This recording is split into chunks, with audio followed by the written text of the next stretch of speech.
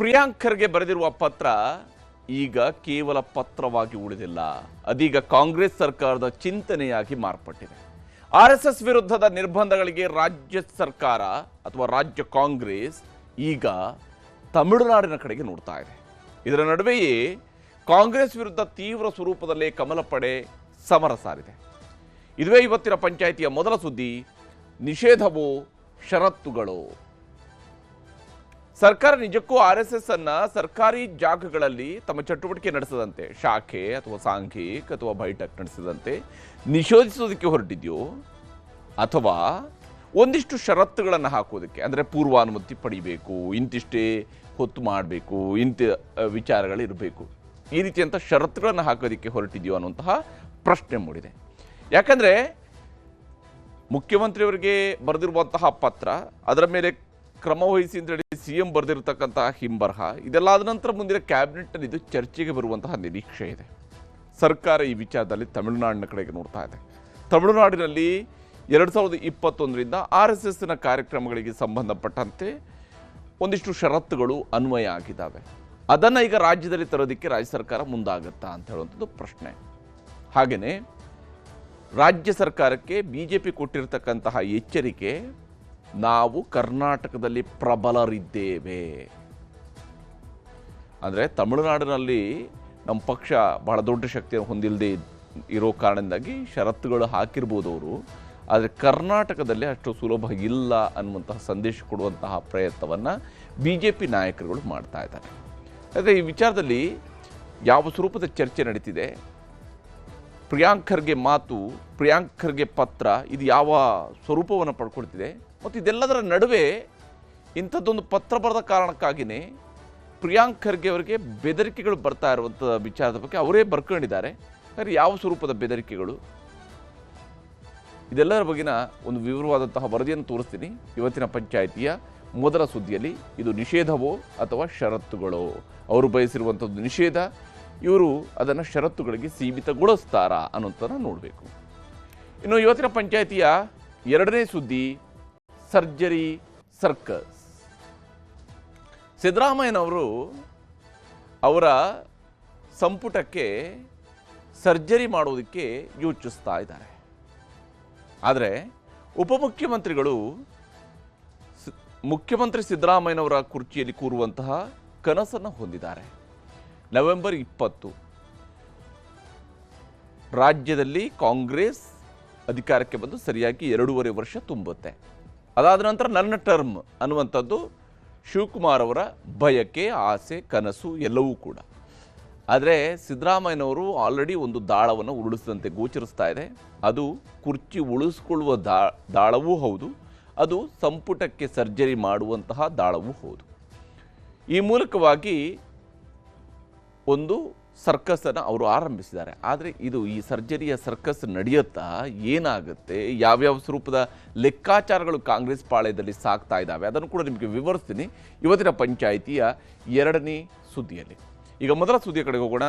ಬಹಳ ಮುಖ್ಯವಾಗಿ ನಿಷೇಧವೋ ಷರತ್ತುಗಳು. RSS ತನ್ನ ಶತಮಾನೋತ್ಸವವನ್ನು ಸಂಭ್ರಮದಿಂದ ಆಚರಿಸ್ತಾ ಇದೆ. ದೇಶದ ಅತಿದೊಡ್ಡ NGO ಅನ್ನುವಂತಹ ರೀತಿಯಲ್ಲಿ RSS ಅನ್ನು ಹೊಗಳಿದ್ರು ಪ್ರಧಾನಮಂತ್ರಿ ನರೇಂದ್ರ ಮೋದಿ.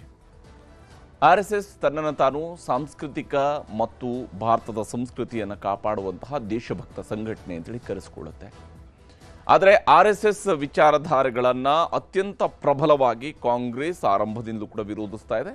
ಇತ್ತೀಚಿನ ವರ್ಷಗಳಲ್ಲಿ RSS ಅನ್ನು ಎದುರಿಸುವಂಥದ್ದೇ BJPಯನ್ನು ಸೋಲಿಸೋದಕ್ಕಿರುವಂತಹ ಮಾರ್ಗ ಅನ್ನುವ ರೀತಿಯಲ್ಲಿ ಕಾಂಗ್ರೆಸ್ ಕೂಡ ಆಲೋಚಿಸ್ತಾ ಇದೆ. ಇದೇ ಕಾರಣಕ್ಕಾಗಿ ಖರ್ಗೆಯವರು ತಮ್ಮ ಮೇಲೆ ಬೆದರಿಕೆ ಉಡ್ತಾ ಇದ್ದಾರೆ ಅಂತ ಹೇಳಿ ಬರೆದಿರ್ತಕ್ಕಂತಹ ಪೋಸ್ಟ್ನಲ್ಲೂ ಕೂಡ ಒಂದು ಅಂಶವನ್ನು ಬಹಳ ಸೂಕ್ಷ್ಮವಾಗಿ ಗಮನಿಸಬೇಕಾಗಿರುವಂಥ ಒಂದು ಅಂಶವನ್ನು ಉಲ್ಲೇಖ ಮಾಡಿದ್ದಾರೆ. ಇದು ಬಸವಣ್ಣ, ಬುದ್ಧ, ಅಂಬೇಡ್ಕರ್ ಅವರ ವಿಚಾರಧಾರೆಗಳ ಆಡಳಿತವನ್ನು ನಡೆಸುವಂತಹ ಕಾಲ ಅನ್ನುವಂಥ ರೀತಿಯಲ್ಲಿ ಅವರು ಬರ್ಕೊಂಡಿದ್ದಾರೆ. ಅಂದರೆ ಇದು ಈಗ ಸೈದ್ಧಾಂತಿಕ ಸಮರದ ತೀವ್ರ ಹಂತಕ್ಕೆ ಬಂದು ತಲುಪಿರೋದು ಸ್ಪಷ್ಟವಾಗಿ ಗೋಚರಿಸ್ತಾ ಇದೆ. ಅದರ ಭಾಗವಾಗಿಯೇ ಪತ್ರ ಬರೆದಿದ್ದಾರೆ, ನಿಷೇಧದ ಪತ್ರವನ್ನು ಬರೆದಿದ್ದಾರೆ. ಏನೇನಾಗ್ತಾ ಇದೆ, ಇದರ ಸುತ್ತಲೂ ಏನೇನು ಬೆಳವಣಿಗೆಗಳು ನಡೆಸಿದ್ದಾವೆ ಅನ್ನೋದು ನಿಮಗೆ ತೋರಿಸ್ತೀನಿ.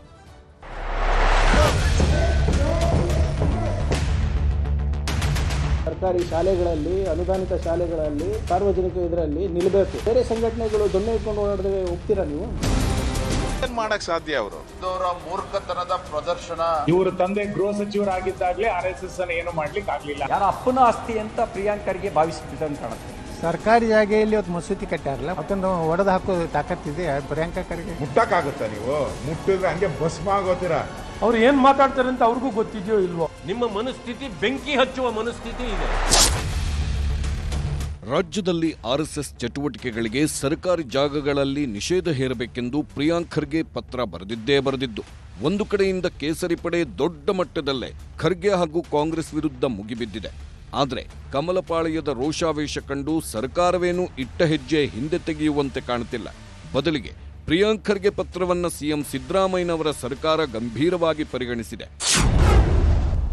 RSSಗೆ ನಿರ್ಬಂಧ ಹೇರುವ ಸಂಬಂಧ ಸರ್ಕಾರ ಸೀರಿಯಸ್ ಆಗಿದ್ದು, ಡಿನ್ನರ್ ಸಭೆಯಲ್ಲೂ ಗಂಭೀರವಾದ ಚರ್ಚೆಗಳೇ ನಡೆದಿವೆ.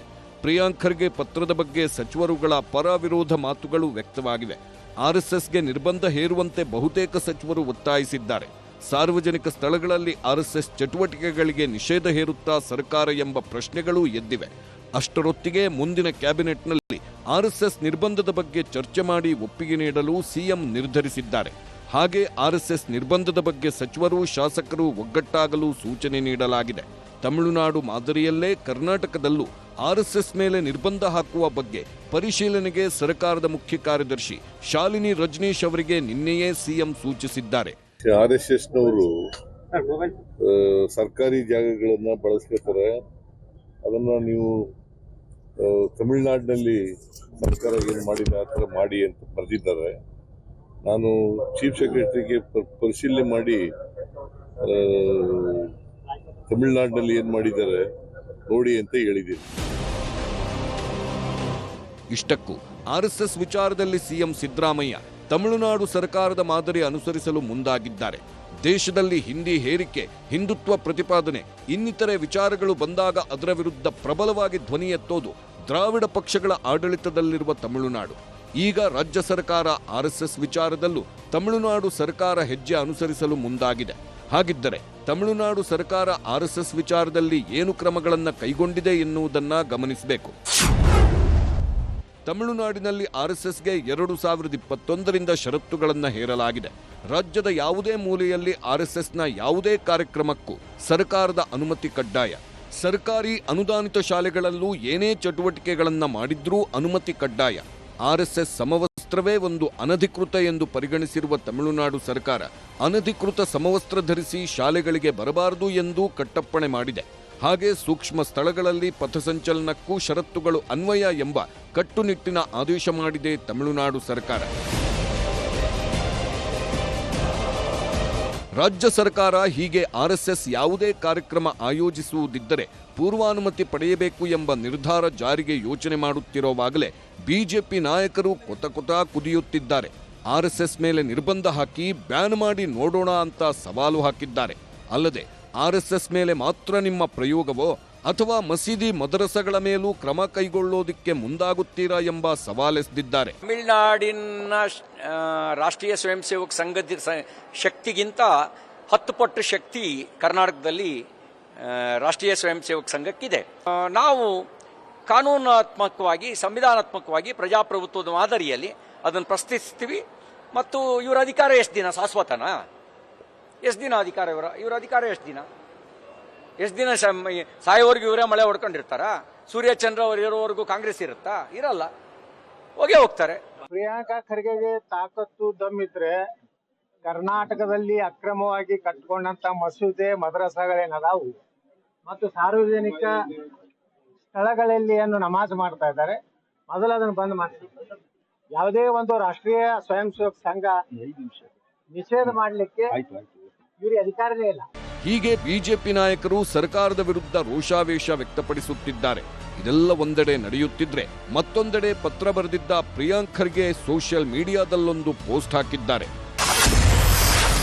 ಸಚಿವ ಪ್ರಿಯಾಂಕ್ ಖರ್ಗೆಗೆ ಬೆದರಿಕೆ ಕರೆ. ಹೆದರೋದಿಲ್ಲ, ಎದುರಿಸಲು ಸಿದ್ಧ ಎಂದಿರುವ ಮಿನಿಸ್ಟರ್. RSS ಮೇಲೆ ನಿರ್ಬಂಧ ಹೇರುವ ವಿಚಾರಕ್ಕೆ ಸರ್ಕಾರಕ್ಕೆ ಪತ್ರ ಬರೆಯುತ್ತಲೇ ಗ್ರಾಮೀಣಾಭಿವೃದ್ಧಿ ಸಚಿವ ಪ್ರಿಯಾಂಕ್ ಖರ್ಗೆ ಅವರಿಗೆ ಜೀವ ಬೆದರಿಕೆಗಳು ಬರುತ್ತಿವೆಯಂತೆ. ಹಾಗಂತ ಸೋಷಿಯಲ್ ಮೀಡಿಯಾದಲ್ಲಿ ಪೋಸ್ಟ್ ಹಾಕಿದ್ದಾರೆ.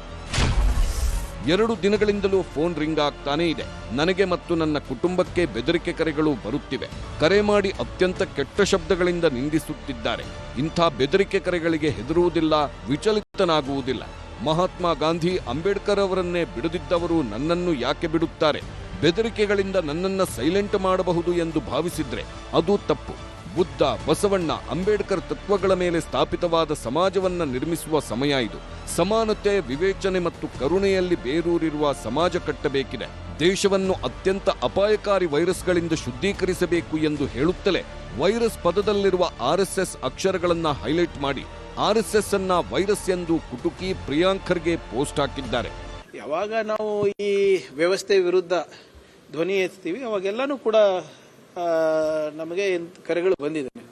ಇದೇನು ಹೊಸದೇನಲ್ಲ. ತತ್ವ, ಈ ಸಿದ್ಧಾಂತ ಗಾಂಧೀಜಿಯವರಿಗೆ ಬಿಟ್ಟಿಲ್ಲ, ಬಾಬಾ ಸಾಹೇಬ್ ಅಂಬೇಡ್ಕರ್ ಅವರಿಗೆ ಬಿಟ್ಟಿಲ್ಲ, ನಮಗೆ ಬಿಡ್ತಾರ? ಸೊ ಇವರು ಏನೇ ಇಂಟಿಮಿಡೇಷನ್ ಮಾಡಲಿ, ಇವ್ರು ಏನೇ ಬೆದರಿಕೆ ಕೊಡಲಿ, ಅಂತಾರಾಷ್ಟ್ರೀಯ ಕರೆ ಬರಲಿ, ರಾಷ್ಟ್ರೀಯ ಕರೆ ಬರಲಿ, ಸ್ಥಳೀಯ ಕರೆ ಬರಲಿ, ನಾವೇನು ಎದುರೋದಿಲ್ಲ. ಈ ಹಿಂದಿನಲ್ಲಿ ಮಾತಾಡ್ತಾರೆ, ಇಂಗ್ಲಿಷ್ನಲ್ಲಿ ಮಾತಾಡ್ತಾರೆ. ಹಾಗಾಗಿ ಇದೆಲ್ಲನೂ ಕೂಡ ಒಂದು ವ್ಯವಸ್ಥಿತವಾದಂಥ ಒಂದು ಸಂಚ್ ಥರ ಇದೆ. ಸರ್ಕಾರಿ ಶಾಲೆಗಳಲ್ಲಿ ಹೋಗೋ ಮಕ್ಕಳು ಯಾರು? ಬಡವರು. ಏನಕ್ಕೆ ಹೋಗ್ತಾ ಇದ್ದಾರೆ ಅಲ್ಲಿ ಎಜುಕೇಷನಿಗೆ? ಯಾಕಂದ್ರೆ ಆ ಬಡತನದಿಂದ ಹೊರಗೆ ಬಂದು ನಾಗರಿಕರಾಗಿ ಒಂದು ಸ್ವಾಭಿಮಾನದ ಬದುಕಲಿಕ್ಕೆ. ಅದರಲ್ಲಿ ಹೋಗಿ ಇವರು ದಿನ ಹೋಗಿ ದೊಣ್ಣೆಯಾಗಿ ಬೀಸೋದು, ಏನೇನೋ ಇರ್ಲಾರ್ದೆಲ್ಲ ಏನೋ ಅವ್ರ ಕನಸುಗಳನ್ನು ನನಸು ಮಾಡೋದು ಏನಕ್ಕೆ ಬೇಕು ಸರ್ ನಮಗೆ? ಅಖಂಡ ಭಾರತದ ಕನಸು ಈ ಮಕ್ಕಳು ನನಸು ಮಾಡ್ತಾರಂತೆ. ಬೆದರಿಕೆ ಕರೆಗಳು ಬರುತ್ತಿರೋ ಬಗ್ಗೆ ಪ್ರಿಯಾಂಕ್ ಖರ್ಗೆ ಹೇಳುತ್ತಲೇ ಬಿಜೆಪಿ ಟಾಂಗ್ ಕೊಟ್ಟಿದೆ. ದಿನ ಬೆಳಗಾದ್ರೆ ಬೆದರಿಕೆ ಹಾಕೋರು ನೀವು, ನಿಮಗೆ ಬೆದರಿಕೆ ಕರೆ ಬರುತ್ತಿದೆಯಾ ಎಂದು ಅಶ್ವತ್ಥನಾರಾಯಣ್ ಕಿಚಾಯಿಸಿದ್ದಾರೆ. ನಿಮ್ಮದೇ ಸರ್ಕಾರ ಇದೆ, ಬೇಕಾದ ತನಿಖೆ ಮಾಡಿಸಿ ಎಂದು ಶಾಸಕ ಅರವಿಂದ್ ಬೆಲ್ಲದ್ ಸಲಹೆ ನೀಡಿದ್ದಾರೆ. ಅಯ್ಯೋ, ಇವ್ರಿಗೆ ಯಾರು ಬೆದರಿಕೆ ಹಾಕ್ತಾರಪ್ಪ? ಇವ್ರು ಯಾರು ಬೆದರಿಕೆ ಹಾಕೋರು? ಇವ್ರ ಬೆದರಿಕೆನೇ ಎಲ್ಲರಿಗೂ ಹಾಕಿದೆ. ಇವ್ರ ಬೆದರಿಕೆನೇ ನಮಗೇನೆ ನಡಗ ಗಡ ಗಡ ಗಡ ಗಡ ಗಡ ಅಂತ ನಡುತ್ತಾ ಇದ್ದೀವಿ. ಅವ್ರ ಬೆದರಿಕೆಗೆ ನಾವೇ ನಡುತ್ತಾ ಇದ್ದೀವಿ, ಅವ್ರು ಯಾಕೆ ನಡುತ್ತಾರೆ? ಅವ್ರ ಹತ್ರ ಎಲ್ಲ ಅಧಿಕಾರ ಇದೆ, ಎಲ್ಲ ಶಕ್ತಿ ಇದೆ. ನಮ್ಮಂಥವ್ರು ನಡಗಬೇಕು. ಅವ್ರಿಗೆ ಯಾವ ಬೆದರಿಕೆ? ಯಾರು ಬೆದರಿಕೆ ಹಾಕೋರು ಯಾರು ಇಲ್ಲ. ಅವ್ರು ಬೆಳಗ್ಗೆ ಇದ್ರೆ ಅವ್ರ ಬೆದರಿಕೆಯನ್ನು ತಡ್ಕೊಳಕ್ಕಾಗಲ್ಲ ಅಷ್ಟೇ. ಅದೇ ನಾ ಹೇಳಿದ್ನಲ್ಲ, ಏನು ಸುಳ್ಳು, ಏನು ಪಬ್ಲಿಸಿಟಿ ಸಂಬಂಧ ಏನು ಹೇಳ್ಕೊಂತ ಅವ್ರದ್ದೇ ಸರ್ಕಾರ ಐತಿ. ಯಾರು ಅವ್ರಿಗೆ ಬೆದರಿಕೆ ಖರೀದಿ ಮಾಡಿದಾರೆ, ಮಿನಿಸ್ಟ್ರಿಗೆ ಬೆದರಿಕೆ ಕರೆ ಮಾಡಿದಾರೆ, ಆಕ್ಷನ್ ತಗೊಳ್ಳಲ್ಲ. ಅವ್ರದ್ದೇ ಸರ್ಕಾರ ಐತಿ. ಇನ್ನು RSSಗೆ ಅಂಕುಶ ಹಾಕುವ ನಿರ್ಧಾರಕ್ಕೆ RSS ನಾಯಕರು ಗರಂ ಆಗಿದ್ದಾರೆ. ಬೆಂಗಳೂರಿನಲ್ಲಿರುವ RSS ಮುಖ್ಯಸ್ಥ ಮೋಹನ್ ಭಾಗವತ್ ಜೊತೆ ರಾಜ್ಯ ನಾಯಕರು ಚರ್ಚೆ ಮಾಡಿದ್ದಾರೆ. ಕೇಶವ್ ಕೃಪಾದಲ್ಲಿ ಚರ್ಚಿಸಿ ಸರ್ಕಾರದ ವಿರುದ್ಧ ಹೋರಾಟಕ್ಕೆ ಪ್ಲಾನ್ ಮಾಡಲಾಗಿದೆ. ರಾಜ್ಯ ಕಾಂಗ್ರೆಸ್ ಸರ್ಕಾರದ ಹಿಂದೂ ವಿರೋಧಿ ನಿಲುವಿನ ವಿರುದ್ಧ ಜಾಗೃತಿಗೊಳ್ಳಲು ಭಾಗವತ್ ಸಲಹೆ ನೀಡಿದ್ದಾರೆ. ಹೀಗಾಗಿ ರಾಜ್ಯದ ಹಲವು ಕಡೆ ಈಗಾಗಲೇ ಐ ಲವ್ RSS ಪೋಸ್ಟರ್ ಅಭಿಯಾನ ಶುರುವಾಗಿದೆ. ಮಂಡ್ಯ, ಕಲಬುರಗಿ, ವಿಜಯಪುರದಲ್ಲಿ ಐ ಲವ್ RSS ಎಂಬ ಪೋಸ್ಟರ್ ಅಂಟಿಸಲಾಗ್ತಿದೆ. ಹಾಗೆ ಭಾರತ ಪ್ರೀತಿಸುವವರು RSS ಪ್ರೀತಿಸುತ್ತಾರೆ ಎಂಬ ಪೋಸ್ಟರ್ಗಳ ಮೂಲಕವೂ ಅಭಿಯಾನ ಸಾಗಿದೆ. ಇಡೀ ಜಗತ್ತಿನ ದೊಡ್ಡ ಸಂಘಟನೆಯಾದಂತಹ ಅಪ್ರತಿಮ ದೇಶಭಕ್ತ ಸಂಘಟನೆ RSS ಅನ್ನು ಅಪಮಾನ ಮಾಡಿರ್ತಕ್ಕಂಥದ್ದು ಈ ಕಾಂಗ್ರೆಸ್ ನಾಯಕರಿಗೆ ಶೋಭೆ ತರಂಥದ್ದಲ್ಲ. ನೆಹರು ಕಾಲದಲ್ಲಿ ಬ್ಯಾನ್ ಮಾಡಬೇಕು ಅಂತ ಪ್ರಯತ್ನ ಪಟ್ಟರು, ಆಗಲಿಲ್ಲ. ಇಂದಿರಾ ಗಾಂಧಿ ಕಾಲದಲ್ಲಿ ಬ್ಯಾನ್ ಮಾಡಬೇಕು ಅಂತ ಪ್ರಯತ್ನ ಪಟ್ಟರು, ಆಗಲಿಲ್ಲ. ಅವ್ರ ಕೈಲೇ ಆಗಲಿಲ್ಲ. ದಯವಿಟ್ಟು ಪ್ರಿಯಾಂಕಾ ಖರ್ಗೆ ಅವರು ಅರ್ಥ ಮಾಡ್ಕೋಬೇಕು. ಕೇವಲ ಪ್ರಚಾರ ತೆವಲಿದಕ್ಕೋಸ್ಕರ ನೀವು ಈ ರೀತಿ ಹೇಳಿಕೆ ಕೊಡೋದನ್ನು ನಿಲ್ಲಿಸಬೇಕು. ನೀವು RSSನ ಬೈದನೋದ್ರೆ ನಿಮ್ಮ ತಿಂದ ಅನ್ನ ಜೀರ್ಣ ಆಗಲ್ಲ ಅಂತ ಕಾಣಿಸುತ್ತೆ. ಬಿಜೆಪಿ ಹೀಗೆ ಬೀದಿಗಿಳಿದು ಹೋರಾಟ ಮಾಡುವಾಗಲೇ ಸಚಿವ ಪ್ರಿಯಾಂಕ್ ಖರ್ಗೆ ಪರ ಮಾಜಿ ಸಚಿವ KN ರಾಜಣ್ಣ ಬ್ಯಾಟ್ ಬೀಸಿದ್ದಾರೆ. ಸರ್ಕಾರಿ ಜಾಗಗಳಲ್ಲಿ ಕವಾಯತು, ಬೈಠಕ್ಗಳನ್ನು ಮಾಡಬಾರದು ಎಂದು ರಾಜಣ್ಣ ಹೇಳಿದ್ದಾರೆ. ಅವರು ಸರ್ಕಾರಿ ಜಾಗಗಳಲ್ಲಿ ಅವರ ಕವಾಯತು ಮಾಡಬಾರ್ದು, ಬೈಠಕ್ ಮಾಡಬಾರ್ದು ಅಂತಕ್ಕಂಥದ್ದು. ನಾಳೆ ಇನ್ಯಾರೋ ಬರ್ತಾರೆ, ನಮಗೆ ಕೊಡಿ ಅಂತಾರೆ. ಹೀಗಾಗಿ ಒಬ್ರು ಕೊಟ್ಟು ಒಬ್ರು ಕೊಡಲಿಲ್ಲ ಅಂದರೆ ಸರಿ ಇರೋದಿಲ್ಲ. ಅದರಿಂದ ಅಂತಹ ಸ್ಥಳಗಳಲ್ಲಿ ಈ ರೀತಿಯ ಅಧಿವೇಶನ ಮಾಡ್ತಕ್ಕಂಥದ್ದಕ್ಕೆ ನಿಷೇಧ ಮಾಡಿ ಅಂತಕ್ಕಂಥದ್ದು ಅವರ ಪತ್ರದ ಸಾರಾಂಶ ಅಂತೇಳಿ ನಾನು ತಿಳಿದಿದ್ದೇನೆ. ಈ ಮಧ್ಯೆ RSS ವಿರುದ್ಧ ಬೆಂಗಳೂರಿನ ಫ್ರೀಡಂ ಪಾರ್ಕ್ನಲ್ಲಿ ಯೂತ್ ಕಾಂಗ್ರೆಸ್ ಪ್ರತಿಭಟನೆ ಮಾಡಿದೆ. ಕೇರಳದ ಆನಂದ್ ಆತ್ಮಹತ್ಯೆ ಖಂಡಿಸಿ ಪ್ರತಿಭಟನೆ ಮಾಡಿದೆ. ಕೇರಳದ RSS ಶಾಖೆಯಲ್ಲಿನ ಲೈಂಗಿಕ ದೌರ್ಜನ್ಯದಿಂದ ಆನಂದ್ ಆತ್ಮಹತ್ಯೆ ಮಾಡಿಕೊಂಡಿದ್ದಾರೆ ಎಂದು ಆರೋಪಿಸಿದ್ದಾರೆ. ಸದ್ಯ ರಾಜ್ಯದಲ್ಲಿ ಕಾಂಗ್ರೆಸ್ ಸರ್ಕಾರ ನೇರವಾಗಿ RSS ವಿರುದ್ಧ ಸಮರ ಶುರು ಮಾಡಿದೆ. ಈ ಹಿಂದೆ ಸದನದಲ್ಲಿ ನಮಸ್ತೆ ಸದಾವತ್ಸಲೆ ಎಂದು ಹೇಳಿ ಡಿಸಿಎಂ ಡಿಕೆ ಶಿವಕುಮಾರ್ ಕಾಂಗ್ರೆಸ್ ಹೈಕಮಾಂಡ್ನ ಕೆಂಗಣ್ಣಿಗೆ ಗುರಿಯಾಗಿದ್ದರು. ಆದ್ರೀಗ ಪ್ರಿಯಾಂಕ್ ಖರ್ಗೆ ನಿಲುವಿನ ಪರವಾಗಿ ಕಾಂಗ್ರೆಸ್ ಹೈಕಮಾಂಡ್ ಹಾಗೂ ರಾಜ್ಯ ಕಾಂಗ್ರೆಸ್ ನಾಯಕರು ಎಷ್ಟರ ಮಟ್ಟಿಗೆ ಗಟ್ಟಿಯಾಗಿ ನಿಲ್ಲುತ್ತಾರೆಂದು ನೋಡಬೇಕಿದೆ. Bureau report, news 18. ಹೀಗೆ ಸರ್ಕಾರದ ಮಟ್ಟದಲ್ಲಿ ಒಂದಿಷ್ಟು ಚಿಂತನ ಮಂಥನ ಶುರುವಾಗಿದೆ.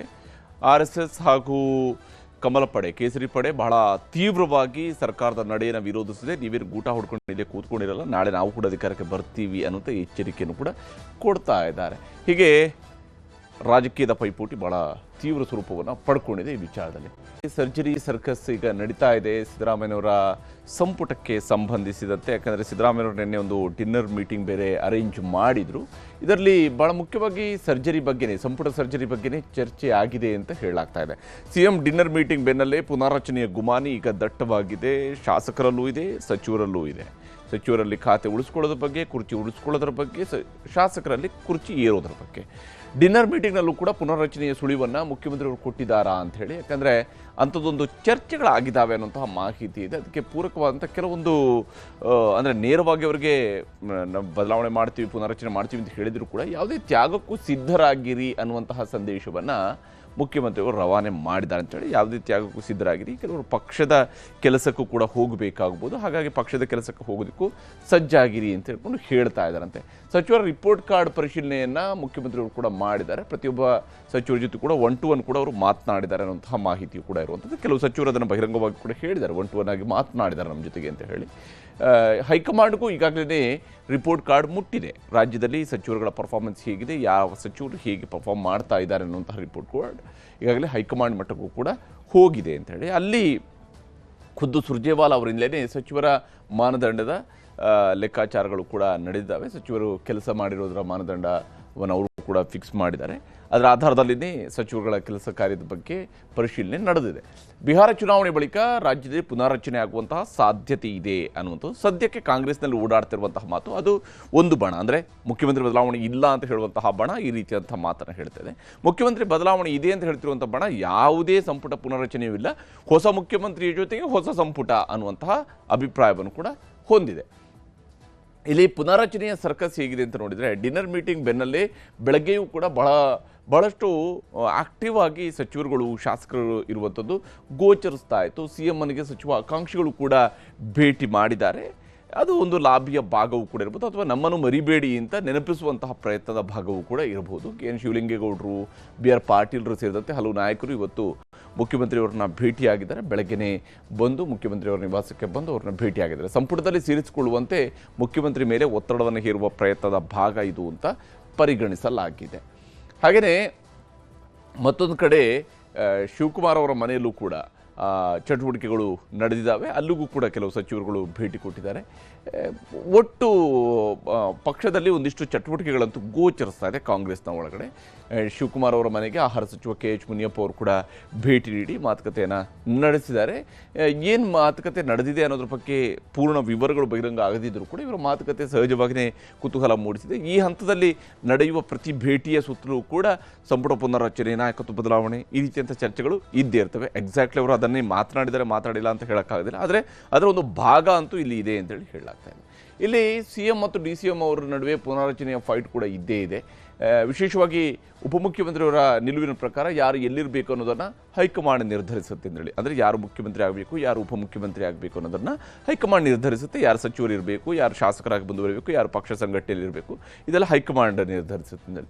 ಆದರೆ ಶಾಸಕರ ಜೊತೆಗೆ ಹೈಕಮಾಂಡ್ ಆಶೀರ್ವಾದವೂ ಕೂಡ ಭಾಳ ಮುಖ್ಯ ಅನ್ನುವಂತಹ ನಿಲುವನ್ನು ಮುಖ್ಯಮಂತ್ರಿ ಸಿದ್ದರಾಮಯ್ಯನವರು ತಾಳಿದ್ದಾರೆ. ಅದರ ಪ್ರಕಾರವಾಗಿಯೇ ಅವರು ತಮ್ಮ ದಾಳಗಳನ್ನು ಉರುಳಿಸ್ತಾ ಇದ್ದಾರೆ. ಸಿದ್ದರಾಮಯ್ಯನವರು CM, ನೀವು DCM ಅನ್ನುವಂಥದ್ದು ಆಗ ಹೆಣೆದಿದ್ದಂತಹ ಸೂತ್ರ, 2023 ಸೂತ್ರ ಅನ್ನುವಂಥದ್ದು ಶಿವಕುಮಾರ್ ಅವರ ಕಡೆಯ ನಿಲುವಾದರೆ, ಶಾಸಕರ ಬೆಂಬಲ ಇಲ್ಲದೆ CM ಆಗೋಕ್ಕೂ ಕೂಡ ಆಗೋದಿಲ್ಲ ಅನ್ನುವಂತಹ ಅಭಿಪ್ರಾಯವನ್ನು ಸಿದ್ದರಾಮಯ್ಯನವರ ಕ್ಯಾಂಪ್ ಹೊಂದಿದೆ. ಯಾಕಂದರೆ ಸಿದ್ದರಾಮಯ್ಯನವರ ಬೆನ್ನಿಗೆ ಇವತ್ತು ಕೂಡ ಹೆಚ್ಚು ಶಾಸಕರು ನಿಂತಿದ್ದಾರೆ ಅನ್ನುವಂತಹ ವಿಶ್ವಾಸ ಸಿದ್ದರಾಮಯ್ಯನವರ ಜೊತೆಗೆ ಇದ್ದೇ ಇದೆ. ಆದರೆ ನವೆಂಬರ್ ಕ್ರಾಂತಿ ಅನ್ನುವಂಥದ್ದು ಕೇವಲ ಸೃಷ್ಟಿಯಷ್ಟೇ ಅನ್ನೋದನ್ನು ಶಿವಕುಮಾರ್ ಅವರು ಕೂಡ ಹೇಳ್ತಿದ್ದಾರೆ. ಅವರ ಪ್ರಕಾರ ಮುಖ್ಯಮಂತ್ರಿ ಬದಲಾವಣೆಯೂ ಕೂಡ ಯಾವುದೇ ಕ್ರಾಂತಿ ಅಲ್ಲ, ಅದೊಂದು ಸಹಜ ಬೆಳವಣಿಗೆಯೇ ಹೊರತು ಬೇರೇನೂ ಅಲ್ಲ. ಹಾಗಾಗಿ ಅವ್ರ ಪ್ರಕಾರ ನವೆಂಬರ್ ಕ್ರಾಂತಿ ಅನ್ನುವಂಥದ್ದು ಕೇವಲ ಸೃಷ್ಟಿ ಅನ್ನುವಂಥದ್ದು ಶಿವಕುಮಾರ್ ಅವರ ಮಾತಾದರೆ, ನವೆಂಬರ್ ಕ್ರಾಂತಿನೂ ಇಲ್ಲ, ಯಾವ ಕ್ರಾಂತಿನೂ ಇಲ್ಲ ಅಂತ ಹೇಳಿ ಸಿದ್ದರಾಮಯ್ಯನವರು ಕೂಡ ಹೇಳ್ತಾ ಇದ್ದಾರೆ. ಅವರು ಕೂಡ ಈ ಕ್ರಾಂತಿ ಆಗಿಬಿಡುತ್ತೆ ಅನ್ನೋಂಥ ವಿಚಾರಗಳ ಮೇಲೆ ಅವರು ನಂಬಿಕೆ ಇಟ್ಕೊಂಡಿಲ್ಲ. ಆದರೆ ನವೆಂಬರ್ ಸಹಜವಾಗಿಯೇ ಬಹಳ ಇಂಟ್ರೆಸ್ಟಿಂಗ್ ಮಂತ್ ಕರ್ನಾಟಕದ ರಾಜಕಾರಣದಲ್ಲಿ ಈ ವರ್ಷದ ನವೆಂಬರ್ ಮಾತ್ರ. ನಾನು ಗುಂಪುಗಾರಿಕೆಯಲ್ಲಿ ನಂಬಿಕೆ ಇಟ್ಟಿರುವಂತಹ ವ್ಯಕ್ತಿ ಅಲ್ಲ ಅಂಥೇಳಿ ಶಿವಕುಮಾರ್ ಅವರು ಹೇಳ್ತಿದ್ದಾರೆ. ನಾನು ಯಾವುದೇ ಗುಂಪುಗಾರಿಕೆಯನ್ನು ಮಾಡುವುದಿಲ್ಲ ಅಂತ ಅವ್ರು ಹೇಳ್ತಿದ್ದಾರೆ. ಡಿನ್ನರ್ ಪಾರ್ಟಿಗೂ ಪುನರ್ರಚನೆಗೂ ಯಾವುದೇ ನಂಟಿಲ್ಲ ಅಂಥೇಳಿ ಸಿದ್ದರಾಮಯ್ಯನವರು ಕೂಡ ಸ್ಪಷ್ಟಪಡಿಸಿದ್ದಾರೆ. ಅದಕ್ಕೂ ಯಾವುದೇ ಸಂಬಂಧ ಇಲ್ಲ. 140 ಶಾಸಕರು ಕೂಡ ನನಗೆ ಬೇಕಾದವರೇ ಅನ್ನುವಂತಹ ನಿಲುವು ಶಿವಕುಮಾರ್ ಅವರ ಕಡೆಯದ್ದು. ಅಂದರೆ ನಿಮ್ಮ ಜೊತೆಗೆ ಎಷ್ಟು ಜನ ಶಾಸಕರ ಬೆಂಬಲ ಇದೆ ಅಂತ ಹೇಳಿದರೆ 140 ಜನ ಶಾಸಕರು ಕೂಡ ಇದ್ದಾರೆ, ಇನ್ಕ್ಲೂಡಿಂಗ್ ಸಿದ್ದರಾಮಯ್ಯ ನನ್ನ ಜೊತೆಗೆ ಇದ್ದಾರೆ ಅಂತೇಳಿ ಎಲ್ಲರೂ ಕೂಡ ಒಳ್ಳೆ ನಮಗೆ ಬೇಕಾದವರೇ ಅನ್ನುವಂತಹ ನಿಲುವನ್ನು ಶಿವಕುಮಾರ್ ಅವರು ತಾಳಿದ್ದಾರೆ. ಆದರೆ ಸ್ಪಷ್ಟ ಬಹುಮತ ಇದ್ದರೆ ತಾನೇ CM ಪಟ್ಟಕ್ಕೆ ಏರುವಂಥದ್ದು ಅನ್ನುವಂಥ ಅಭಿಪ್ರಾಯವನ್ನು ಸಿದ್ದರಾಮಯ್ಯನವರ ಕ್ಯಾಂಪ್ ಯಾವತ್ತೂ ಕೂಡ ಮುಂದಿಡ್ತಾ ಇರುತ್ತೆ. ಹೆಚ್ಚು ಶಾಸಕರ ಬಲ ಬೇಕು, ಇವೆಲ್ಲವೂ ಕೂಡ ಭಾಳ ಮುಖ್ಯ. ರಾಜಕಾರಣ ಅಂತ ಹೇಳಿದ ಮೇಲೆ ಕೇವಲ ಹೈಕಮಾಂಡ್ ಹೇಳಿದಂತೆಯೇ ಕೇಳುವಂತಹ ಕಾಲ ಬಹುತೇಕ ಕಾಂಗ್ರೆಸ್ನಲ್ಲಿ ಮುಗಿದು ಹೋಗಿದೆ. ಎಸ್ಪೆಷಲಿ 2013 ನಂತರ ಅಂತೂ ಅದಕ್ಕೆ ಫುಲ್ ಸ್ಟಾಪ್ ಹಾಕಲಾಗಿದೆ ಅನ್ನುವಂತಹ ವಾತಾವರಣ ಕರ್ನಾಟಕದ ಮಟ್ಟಿಗಂತೂ ಗೋಚರಿಸ್ತಾ ಇದೆ. ಹೀಗಿರುವಾಗ ಶಿವಕುಮಾರ್ ಅವರ ಕನಸು ನನಸಾಗುತ್ತಾ ಅಥವಾ ಸಿದ್ದರಾಮಯ್ಯನವರ ಯೋಜನೆ ಅದು ಯಥಾ ಪ್ರಕಾರವಾಗಿ ಕಾರ್ಯರೂಪಕ್ಕೆ ಬರುತ್ತಾ ಅಂತೇಳಿ ನೋಡಬೇಕಾಗಿದೆ. ಈ ವಿಚಾರಕ್ಕೆ ಸಂಬಂಧಪಟ್ಟಂತೆ MB ಪಾಟೀಲರು ಮತ್ತು KN ರಾಜಣ್ಣ ಮಾತನಾಡಿದರೆ ತೋರಿಸ್ತೀನಿ. ನೋಡಿ, ನಮ್ಮ ಕಾಂಗ್ರೆಸ್ ಪಕ್ಷದಲ್ಲಿ ಹೈಕಮಾಂಡ್ ಏನು ಮಾಡ್ತದೆ, ಇಂಥ ಸಂದರ್ಭದಲ್ಲಿ ವಿಶೇಷವಾಗಿ ಹೊಸದಾಗಿ ನಾವೇನು ಮುಖ್ಯಮಂತ್ರಿಗಳನ್ನ ಆಯ್ಕೆ ಮಾಡೋ ಸಂದರ್ಭದಲ್ಲಿ ಹೈಕಮಾಂಡು ಅಂತಿಮ. ಹೈಕಮಾಂಡು ಇಲ್ಲಿ ವೀಕ್ಷಕರನ್ನು ಕಳಿಸ್ತಾರೆ, ಸೀನಿಯರ್ ಲೀಡರ್ಸ್ನ. ಅವರು ಬಂದು ಎಲ್ಲರ ಒಂದು ಅಭಿಪ್ರಾಯಗಳನ್ನು ತಗೋತಾರೆ. ಅಲ್ಲಿ ಹೋಗಿ ಅವ್ರ ಮುಂದೆ ಇಟ್ತಾರೆ, ಹೈಕಮಾಂಡ್ ನಿರ್ಧಾರ ತಗೋತಾರೆ. ಇದ ಪದ್ಧತಿ. ಮೊದಲು ಅವ್ರ ಭವಿಷ್ಯ ನೋಡ್ಕೊಂತ ತಿಳ್ಕೊಳ್ಳಿ. ಒಂದು ಮನೆ 100 ಬಾಗಿಲಾಗಿದಾವೆ ಏನ್ರಿ, ಬೇರೊಬ್ರು ಭವಿಷ್ಯ ಹೇಳ್ಬೇಡ. ನಿಮ್ಮ ಬಾಗಿಲುಗಳು ನೋಡ್ಕೊಡ್ರಿ. ಅಶೋಕ್ರ ಬಾಗಿಲ ಒಂದು, ವಿಜಯೇಂದ್ರನ ಬಾಗಿಲ ಒಂದು, ಸೋಮಣ್ಣವ್ರ ಬಾಗಿಲ ಒಂದು, ಜೋಶಿಯವ್ರ ಬಾಗಿಲ ಒಂದು, ಅಶ್ವತ್ಥನಾರಾಯಣ ಅವ್ರ ಬಾಗಿಲ ಒಂದು, ಯತ್ನಾಳ್ ಅವ್ರ ಬಾಗಿಲ ಬಿಟ್ಟು ಹೊರಗೆ ಹೋಗಿದಾರ. ಆಮೇಲೆ ಎಷ್ಟು ಬಾಗಿಲುಗಳು, ಒಂದು ಮನೆ 100 ಬಾಗಿಲುಗಳದಾವ. ಮೊದಲು ತಮ್ಮ ಮನೆ ಶುದ್ಧ ಮಾಡ್ಕೊ ಹೇಳಿ ಬೇರೆಯವ್ರ ಬಗ್ಗೆ ಏನು ಮಾತಾಡ್ತಾರೆ. 6 ಅಲ್ಲ 100. ಕ್ರಾಂತಿ ಎಲ್ಲ ಮುಗಿದು ಹೋಗ್ಬಿಟ್ಟಿದೆ. ಅಲ್ಲಿ 100 ಬಾಗಿಲುಗಳಾಗಿ ಎಲ್ಲ ಉಳಿದಿಲ್ಲ ಇನ್ನೂ ಪಕ್ಷದಲ್ಲಿ. ಸಿಕ್ಕರು ಒಂದೇ, ಸಿಗದೇ ಇದ್ರು ಒಂದೇ. ಆಶಾಭಾವನೆ ಇದೆಯಾ? ಆಶಾಭಾವನೆ 138 ಜನಕ್ಕೂ ಇದೆ. ಅಲ್ಲ, ತಮ್ದು ಹೇಳಿ. ನಮ್ದು ನೋಡ್ರಿ, ನಾವು ಅಧಿಕಾರ ಯಾವತ್ತೂ ಹುಡುಕೊಂಡು ಹೋದವನಲ್ಲ, ಗೊತ್ತಾಯ್ತಾ? ಬಂದರೆ ಸಂತೋಷ, ಬರದೇ ಇರೋದು ಸಂತೋಷ.